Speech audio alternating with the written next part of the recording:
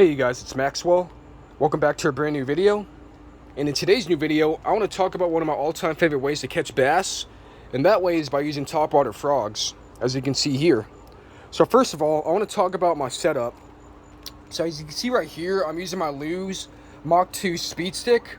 This is a great versatile speed stick to use if you're using Texas rig, a spinner bait, or swim baits, crankbaits, topwater, or whatever kind of setup you're using. But I love using this for my topwater setup. I just like the sensitivity of the tip, and it's just a great powerful rod. I love the power of it. And for the braid, I'm about using, I think, 50-pound braid. And it's very important to use braid if you're fishing around vegetation, such as, thick lily pads. And, finding a big bass, plus, with vegetation and all, when you're pulling through all that vegetation, you want to make sure you don't lose, you lose your fish and all that, your line doesn't break. And so the braid, it's just powerful enough to get through all that thick vegetation, which is what I recommend using. So with that being said, let's get into the colors. So as you can see right here, I have a kind of categorized, different colors. You have your bait fish right here, and you have your natural colors. So I want to talk more about the natural colors. It's starting to sprinkle a bit, but that's fine. So as you can see right here, tied on, I actually have my albino all white spro popping frog. This is a great way to imitate bait fish such as shad.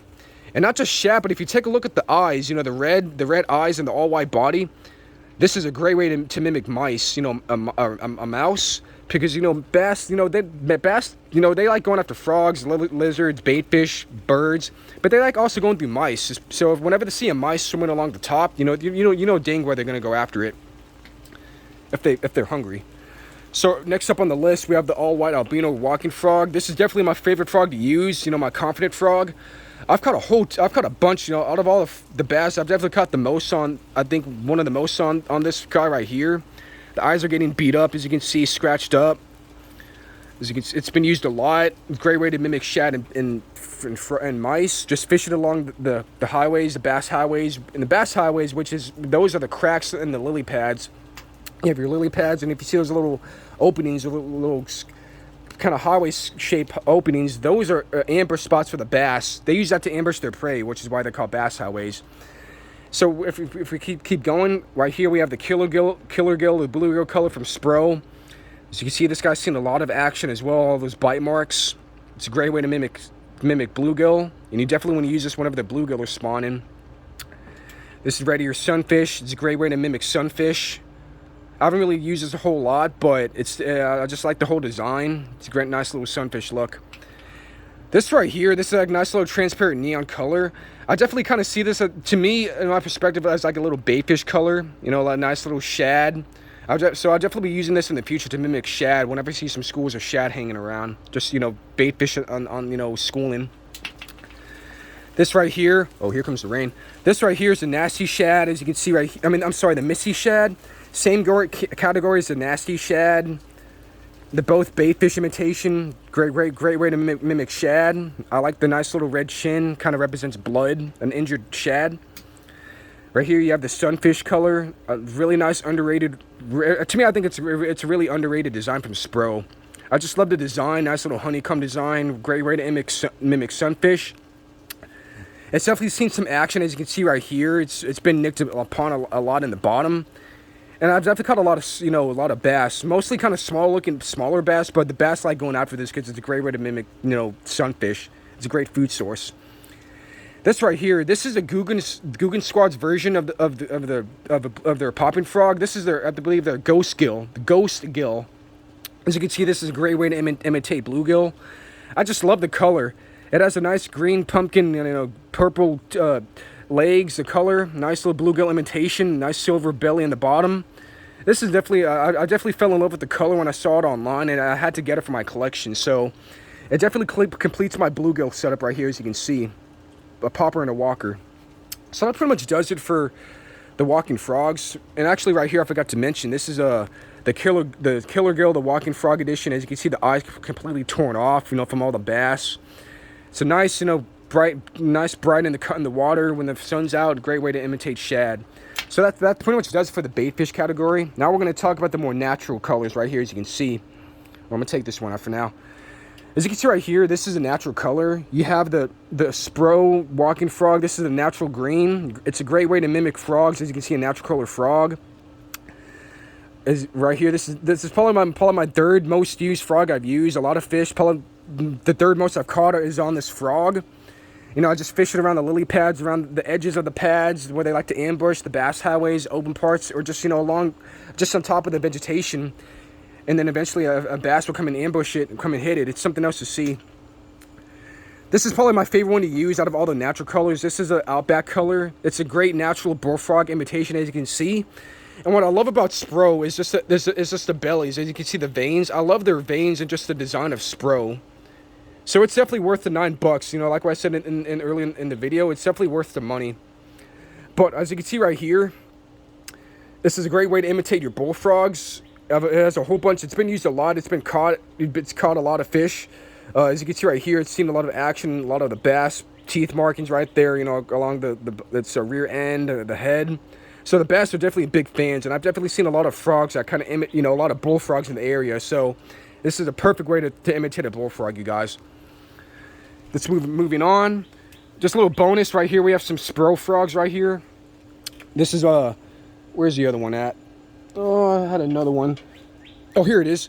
I'm sorry, you guys. So here's a cricket color from Spro. I'm sorry, from Booyah.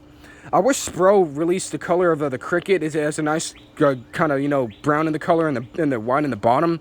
I definitely would like to see Spro release a color like this in the future. It would definitely sell a lot. But as you can see right here, these two right here, the natural green and the cricket, great way to imitate your natural looking frogs. Nice little design. It doesn't feel as nice, or the quality doesn't feel as nice, or it doesn't look as nice as a Spro.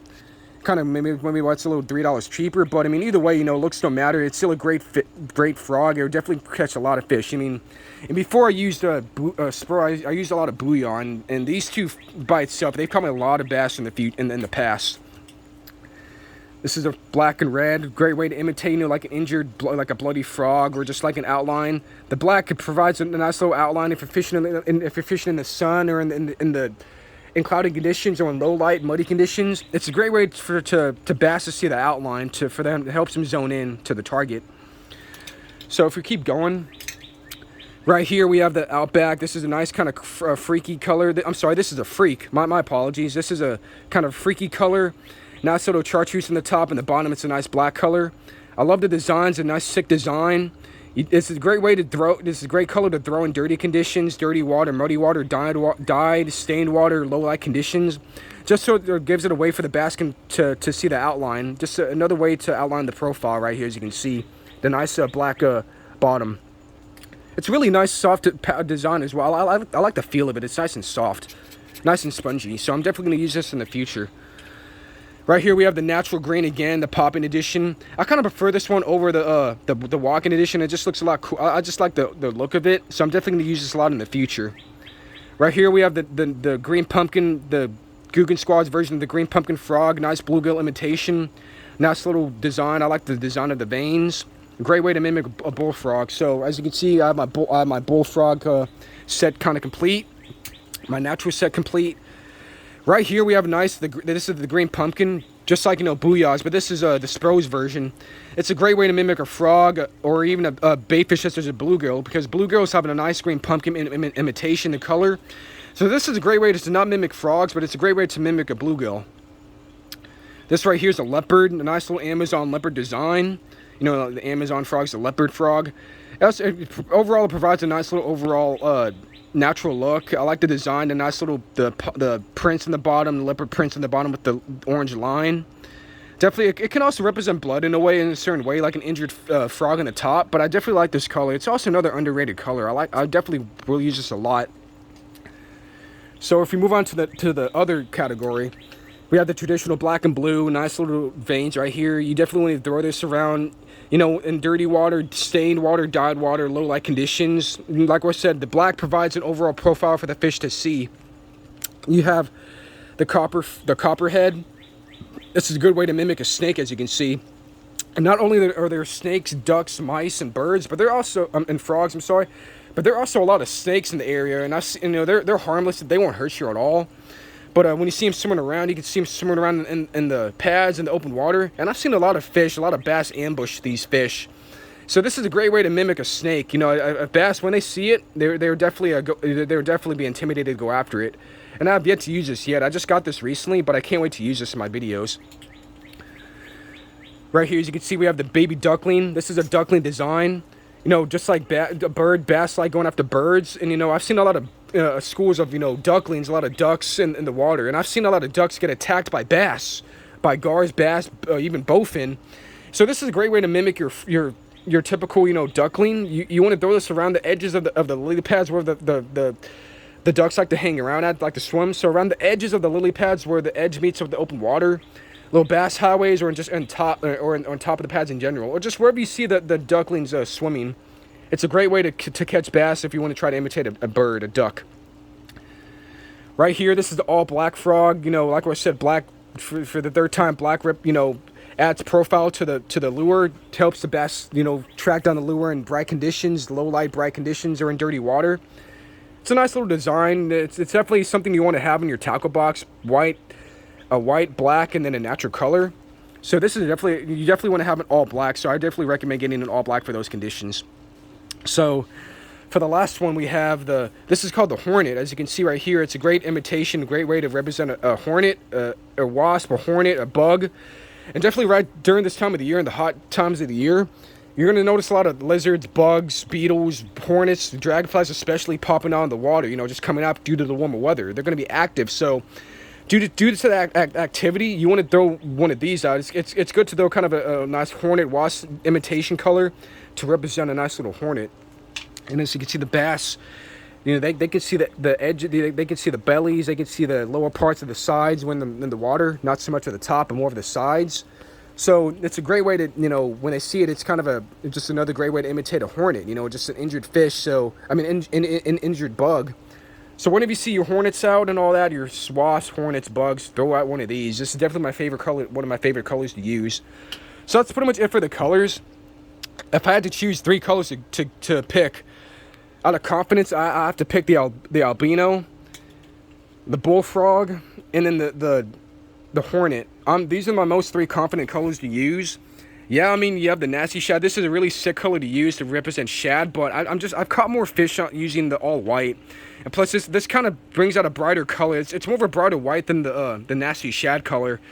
So when you see it out in the water, you can see it from a distance, especially the eyes. And that definitely kind of can help the bass lure in on its target. So, like I said, I definitely choose for number 3 the hornet. Nice little bug imitation, black colored for dirty water, low light conditions. For the profile, the all white as well as profile, and also to mimic bait fish and mice. And then of course a nice natural outback, the bullfrog imitation, a nice natural color. And I just love the orange tip and the belly. It's such a great frog, and it's definitely seen it's been in a lot of bass's mouths. So alright, you guys, so there's one thing I want to talk about. So as you can see right here, the legs are kind of cut short. I mean, they are cut short. So the reason why you want to do this is because cutting the legs short, it helps the frog. It helps make it easier for you to walk the frog, and I mean significantly a lot easier to walk the frog. So if you're new to bass fishing, especially topwater, and you grab a frog, go ahead and cut it short. But one thing I want to tell you guys, just for your information, and whenever you buy Spro, if you go like to Academy, Dick's Sporting Goods, Bass Pro Shop, Cabela, wherever, or to wherever tackle shop has Spro, if you notice the legs, they go from about here to about the tip of the nose, so pretty much about that length. So pretty much they already come cut short, but cut short. But what I like to do, oops, I'm sorry. A good way to modify your frog is by cutting the legs a little shorter, a bit shorter, just like that, maybe like an inch, half an inch shorter. And what this does, like what I said, it just helps make the frog walk. When you're walking the frog, it makes it a lot easier, it gives it more of a natural look too. And a lot of the times, this is really important, a lot of times the bass, they like going after the legs. And whenever the bass go after the legs, you know, it kind of screws over the hookup ratio. And instead of getting on the hook, you know, they just tug down the legs. So when you think you have a fish, and whenever you set the hook, you're just ripping the frog out of their mouths, you know, because, you know, it's just the legs in their mouths instead of the whole body, which is unfortunate. So that's why it's very important to cut it short. Not too short, but at least in this length. And let me get a better shot. You want to make sure one leg's a little shorter than the other right here, as you can see. This one's just a bit shorter than the other leg. It just helps it, you know, makes it easier to walk. Just to hold the enhancement of walking the frog a lot better, you know, just a whole enhancement. and the hookup ratio too. So that pretty much does it for today's video. I would do a little underwater footage video, but it's gonna rain in a second. I just wanted to do a little introduction of my frogs and just when, where, and how to use them. Just on, and to kind of talk about like the different kind of varieties of the frogs. And yeah, as you can see, yeah, it's definitely a lot of frogs. You're probably asking, why I have a lot of frogs. And the reason for that is just, just to give the bass a different look, to be more versatile in the tackle box. Just like what I said, you have your bait fish, you have your natural frogs, you have your different categories for different kinds of conditions. And I think it's just always good to have different colors, Just it's a nice collection, just different varieties for the fish and all. It gives them a different look and different profile. So with that being said, guys, one thing I want to mention before I leave, whenever you're fishing with the frog, and whenever you see whenever you see the explosion, and whenever you see the bass go after it, it's like a punch in the water, like punching the fist through the water. Whenever you see a collapse, whenever you see the bass bring it down, wait a full second, at least a second, half a second to a full second, to set the hook, because when you see it go down and then you set the hook, you're just gonna rip the frog out of the mouth. So it's ideal to wait like at least a full second and then set the hook, so that way you're secure of the fish. So that way you know that the frog's is in the bass's mouth. So that's pretty much it for today's video, you guys. Or just a nice little quick informative video of frog fishing. You will see some underwater footage videos and more footage of me catching bass and some frogs in the future. But until then, you guys, thank you so much for watching this video. Don't forget to like, comment, and subscribe. And I'll see you guys next time. Thanks a lot.